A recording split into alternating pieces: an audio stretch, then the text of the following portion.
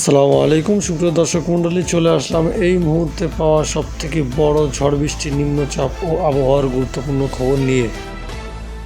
তো বন্ধুরা, চলুন জেনে নেই কেমন থাকবে আজ 8 জুলাই মঙ্গলবারের আবহাওয়া। আপনি কোন জেলা থেকে আমাদের ভিডিওটি দেখছেন এবং আপনার এলাকার আবহাওয়ার অবস্থা এখন কেমন সেটা অবশ্যই কমেন্ট করে জানাবেন।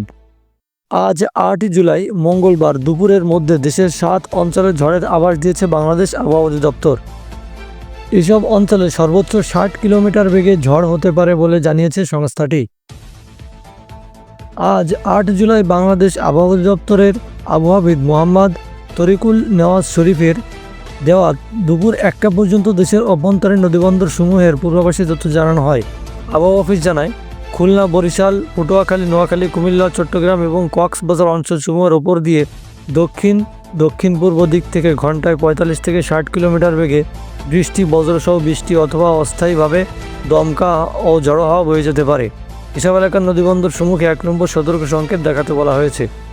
সর্বশেষ পূর্বাভাস অনুযায়ী সংস্থাটি জানায়, আজ সন্ধ্যা 6টার মধ্যে খুলনা, বরিশাল, চট্টগ্রাম, ময়মনসিংহ ও সিলেট বিভাগের অধিকাংশ জায়গায় এবং রংপুর, রাজশাহী, ঢাকা বিভাগের অনেক জায়গায় অস্থায়ীভাবে দমকা হাওয়া সহ হালকা থেকে মাঝারি ধরনের বৃষ্টি অথবা বজ্রসহ বৃষ্টি হতে পারে। সেই সঙ্গে খুলনা, বরিশাল, চট্টগ্রাম ও ময়মনসিংহ, সিলেট বিভাগের কোথাও কোথাও মাঝারি ধরনের ভারী থেকে ভারী বর্ষণ হতে পারে বলে জানিয়েছে সংস্থাটি। তো বন্ধুরা, এই ছিল আমাদের আজকের সর্বশেষ আপডেট।